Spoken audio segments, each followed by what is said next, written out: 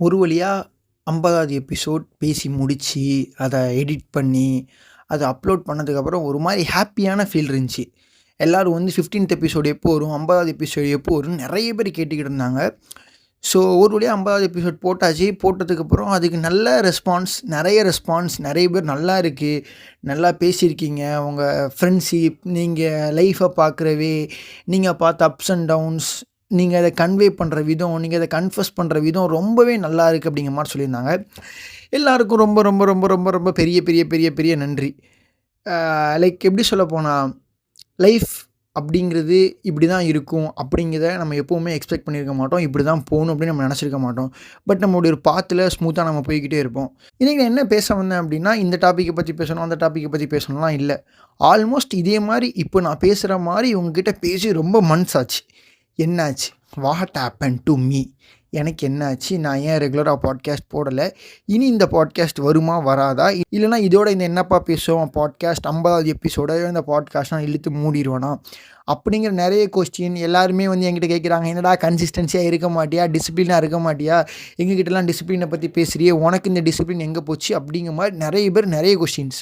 அதுக்கு எல்லாத்துக்குமே ஒரு பதில் சொல்ற மாரி, அப்படி இல்லன்னா எனக்கே நான் என்கிட்ட பேசிக்கிற மாரி கூட இத வச்சுக்கலாம். பிகாஸ் இந்த பாட்காஸ்ட் நான் வந்து ஸ்டார்ட் பண்ணதுக்கு மெயின் ரீசன் என்னன்னு எல்லாத்துக்கும் தெரியும். எனக்கு பேச பிடிக்கும். நான் பேசிக்கிட்டே இருப்பேன். அதனால எனக்கு அதில பேசி போடணும் அப்படின்னு எனக்கு தோணிக்கிட்டே இருந்துச்சு. அதனால தான் பேச வந்தேன். பட் போக எனக்கு என்னோட பாட்காஸ்ட் எப்படி இருந்துச்சுன்னா, அது ஜர்னலிங் மாரி ஆயிடுச்சு. என்கிட்ட நானே பேசி, நான் இப்படிலாம் இருக்கேன்டா அப்படிங்கிற மாரி நானே சொல்லிக்கிட்டேன்.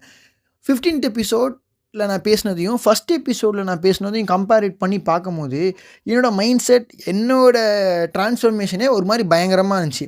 ஆஸ் அ மென்னா நெறைய டிரான்ஸ்ஃபர்மேஷன் பண்ணியிருக்கேன். அந்த பாட்காஸ்ட் ஜர்னில அப்படிங்கிறதையும் நான் லேர்ன் பண்ணிக்கிட்டேன். ஸோ இந்த 1 1/2 மந்த்ஸ், 2 மந்த்ஸ் என்னாச்சு?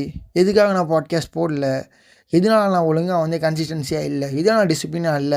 அப்படின்னு நான் வந்து உங்ககிட்ட ரீசன் சொல்லி, சாரி மன்னிச்சுக்கோங்க அப்படின்னு நான் கேட்கவும் வரல. பட் ஒரு சில விஷயம் ஷேர் பண்ணலாம் அப்படிங்கிற மாரி தோணுச்சு. பிகாஸ் அந்த ஒரு 2 to 3 மந்த்ஸ் என்னோட லைஃப்ல நான் வந்து நெறைய ஹார்டான ஃபேஸை நான் வந்து கோ த்ரூ பண்ணியிருக்கேன். அது ஹார்டான ஃபேஸ்னா மென்டல் வைஸும் சரி, ஃபிசிக்கல் வைஸும் சரி, ஃபினான்ஷியல் வைஸும் சரி, எல்லா இடத்துலயுமே கொஞ்சம் ஹார்டான ஸ்டேட்ட நான் வந்து கிராஸ் பண்ணி வந்திருக்கேன். ஸோ இப்போ டோட்டலா கிராஸ் பண்ணிட்டியா அப்படின்னு கேட்டா, இல்ல கோ த்ரூ பண்ணிக்கிட்டு தான் இருக்கிறேன். பட் எல்லாமே ஒரு நெவர் எண்டிங் ப்ராசஸ் தானே.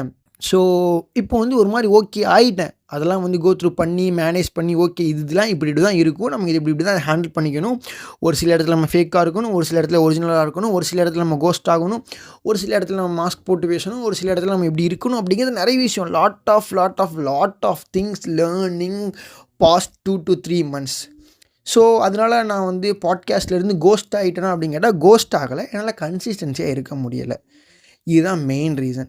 இதை நான் உங்கள தனித்தனியா எந்த இடத்துல ஃபேக்கா இருக்கணும், எந்த இடத்துல நம்ம ஸ்மைல் பண்ணணும், எந்த இடத்துல நம்ம அழுகணும், எந்த இடத்துல நம்ம சிரிக்கணும், எந்த இடத்துல நம்ம கோஸ்ட் ஆகணும் அப்படிங்கிறத பற்றிலாம் நான் இப்போ சொல்லிட்டேன்னா, ஃப்யூச்சரில் எனக்கு பேசுறதுக்கு பாட்காஸ்ட் கான்டென்ட் இருக்காது. சிம்பிள் வே.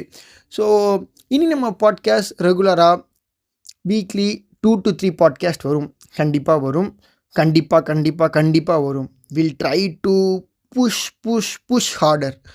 ஓகேயா? நெறைய கான்டென்ட், நல்ல கான்டென்ட் குடுக்குறேன். அதாவது கான்டென்ட்ங்கும்போது எனக்கு எப்படி தெரியுமா ஞாபகம் வருது? நான் உங்கள்ட்ட ஆல்ரெடி சொல்லியிருக்கேன். நான் ஒரு சாஃப்ட்வேர்ல எப்படி போட்டு வச்சிருப்பேன் அப்படின்னு. அந்த சாஃப்ட்வேர் ரொம்ப நாள் கழிச்சு தூசி தட்டி பார்க்குறேன். அதாவது பிகில் படத்துல விஜய் அந்த பொட்டிய தொறக்கும்போது அழுகுற மாரி நான் அந்த சாஃப்ட்வேர்க்குள்ள போறேன். நான் கான்டென்ட் எழுதி வச்சிருக்கேன். பிப்ரவரில எனக்கு நடந்த இன்சிடென்ட்ட கான்டென்ட்டா எழுதி வச்சிருக்கேன். பட் ஸ்டில் நான் உங்க கூட அத பத்தி நான் பேசாம இருக்கேன். ஸோ பாருங்க எந்த அளவுக்கு நான் வந்து அந்த ஜோன் அவுட்டா நான் ஆயி போயிருக்கேன் அப்படிங்கிறது வந்து உங்களுக்கு அது வந்து கிளியரா தெரியும். பட் ஜோன் அவுட் ஆனது கரெக்ட்டா? தப்பா? அப்படிங்கிற ஒரு மென்டாலிட்டில நான் இல்ல. ஜோன் அவுட் ஆயிட்டேன். அதுலேருந்து இப்போ நான் மறுபடியும் ஜோனுக்கு வந்துட்டேன். நெறைய ஹார்டான டைமை கிராஸ் பண்ணி வந்தேன். மென்டல் வைஸ், ஃபிசிக்கல் வைஸ் எல்லாத்துலேயுமே. இனி பேக் டு த செட் அப்படிங்கிற மாரி தான் இருக்கும். இனி ரெகுலரா பாட்காஸ்ட் போடுவேன். நீங்களும் அது ரெகுலரா கேளுங்க.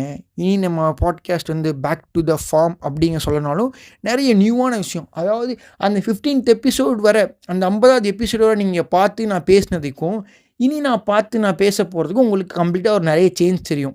பிகாஸ் நானே உங்கள்ட்ட சொல்றேன்ல, நான் ஒரு மேனாக நிறைய இடத்துல க்ரோ ஆகியிருக்கேன். ட்ரான்ஸ்ஃபர்மேஷனை நான் பார்த்துருக்கேன் என்கிட்டயே. ஃபிசிக்கலான ட்ரான்ஸ்ஃபர்மேஷனும் இருக்குது, மென்டலான ட்ரான்ஸ்ஃபர்மேஷனும் இருக்குது, ஃபினான்ஷியலான ட்ரான்ஸ்ஃபர்மேஷனும் இருக்குது. அப்படி இருக்கும்போது எல்லாத்துலேயுமே எனக்கு லேர்னிங்ஸ் இருக்கும். லேர்னிங்ஸ் இருக்கும்போது எல்லாத்தையும் நான் உங்ககிட்ட தான் வந்து ஷேர் பண்ண போகிறேன். So end of the convo என்ன சொல்ல போகிறேன்னா, life is a big journey. இதில் நம்ம நிறைய விஷயத்த பார்ப்போம், நிறைய விஷயத்த கோ த்ரூ பண்ணுவோம். ஹாப்பி மொமெண்ட் இருக்கும், சேட் மொமெண்ட் இருக்கும், ரொம்ப ஹார்டான மொமெண்ட் இருக்கும், ரொம்ப சேடான மொமெண்ட் இருக்கும். எல்லா மொமெண்ட்டுமே இருக்கும். எந்த மொமெண்ட்லேயுமே நமக்கு அவ்வளோதான்டா இந்த மொமெண்ட் முடிஞ்சுது அப்படின்னு நம்ம அந்த இடத்துல உட்காந்துடக்கூடாது. உட்காராம ஓகே இது சேட் மொமெண்ட், இந்த சேட் நம்மளுக்கு ஒரு 1 மந்த் இருக்குமா, ஃபேஸ் பண்ணுவோம், ஒன்றா ஆயிர போகிறதில்ல. ஓகே இந்த ஹாப்பி மூமெண்ட் நம்மளுக்கு ஒரு 1 hour இருக்குமா, ஹாப்பியாக இருப்போம், ஒன்றா ஆயிர போகிறதில்ல. ஓகே இந்த ஹார்ட் மூமெண்ட் நம்மளுக்கு ஒரு 1 year இருக்குமா, இல்லை இந்த ஹார்ட் டைமிங் நம்மளுக்கு ஒரு 1 year இருக்குமா, 1 year இருப்போம். இல்லை நமக்கு இந்த ஃபிசிக்கல் பெயின், இந்த ஃபிசிக்கலான ஒரு வலியை நம்ம அனுபவிக்கணுமா, ஒரு 6 months அனுபவிப்போம். அதை தாண்டி நம்ம அதுக்கப்புறம் ஒரு இடத்துக்கு நம்ம வரதான் போகிறோம். அதுக்கப்புறம் நமக்கு ஒரு லைஃப் இருக்க தான் போகுது. அதுக்கப்புறம் நம்ம ஒரு புதுசான ஜேர்னி ஸ்டார்ட் பண்ண தான் போகிறோம். எதுவுமே அங்கே நின்றாது, எதுவுமே அந்த இடத்துல நின்றாது. எல்லா விஷயமே போய்கிட்டே தான் இருக்கும். லைக் எனக்கு பிடிச்ச மாதிரி சொல்லப்போனால், உலகத்தின் ஓரம் நின்று அத்தனையும் பார்த்திருப்போம், நடப்பவை நாடகம் என்று நாமும் சேர்ந்து நடித்திருப்போம்.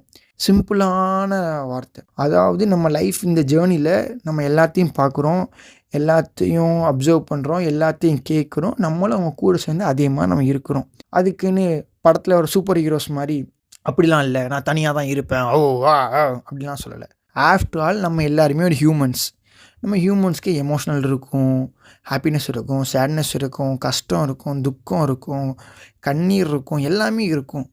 எல்லாத்தையும் நம்ம வந்து கோ த்ரூ பண்ணி தான் ஆகணும். ஸோ எனக்கு சேடாக இருக்குது, டிப்ரெஸ்ஸாக இருக்குது, நான் சூசைட் பண்ண போகிறேன், எங்கள் அம்மா திட்டாங்க என்னை சூசைட் பண்ண போகிறேன், எங்கள் அப்பா திட்டாங்க நான் சூசைட் பண்ண போகிறேன், யாழ் என் கூட சண்டை போட்டாங்க நான் சூசைட் பண்ண போகிறேன், யாழ் என் கூட சண்டை போட்டால் நான் நைட்டு சாப்பிடல, எங்கள் அப்பா எனக்கு பைக் எடுத்து தர மாட்டேன்னு சொல்லிட்டாரு, நான் மாடிலேருந்து குதிக்க போகிறேன், எங்கள் அம்மா எனக்கு மேக்புக் எடுத்து தர மாட்டேன்னு சொல்லிட்டாங்க, நான் என் கையை வெட்டிக்க போகிறேன். அதெல்லாம் வேணாம். அது ஒரு டைமிங், அது ஒரு கைண்ட் ஆஃப் ஒரு ஸ்டேஜ் நம்ம லைஃப்பில். அதுக்கப்புறம் நம்ம அதை க்ராஸ் பண்ணி வரதான் செய்ய போகிறோம். கண்டிப்பாக வருவோம். எல்லா டைமே நம்ம ஹார்டான ஒரு ஸ்டேட்டில் மட்டுமே நம்ம இருக்க மாட்டோம். எல்லாத்தையும் நம்ம க்ராஸ் பண்ணி கண்டிப்பாக வந்துக்கிட்டே இருப்போம். So end of the episode நான் சொல்ல வரது என்னென்னா, கஷ்டமான சிச்சுவேஷன்லேயும் இருந்து வாழ கற்றுக்கோங்க. அந்த கஷ்டமான சிச்சுவேஷனை எப்படி ஹேண்டில் பண்ணணுங்கிறத கற்றுக்கோங்க. நீங்கள் அதை கற்றுக்கிட்டிங்கன்னா லைஃப் உங்களுக்கு நிறைய கற்றுக் கொடுக்கும் அப்படிங்கிறத இந்த இடத்துல நான் பதிவு பண்ணிக்கிறேன். ஸோ அடுத்தது ஒரு சூப்பர் டூப்பர் கான்டென்ட்டில் அவங்கள வந்து பார்க்குறேன். Until then see you, tata, bye, take care.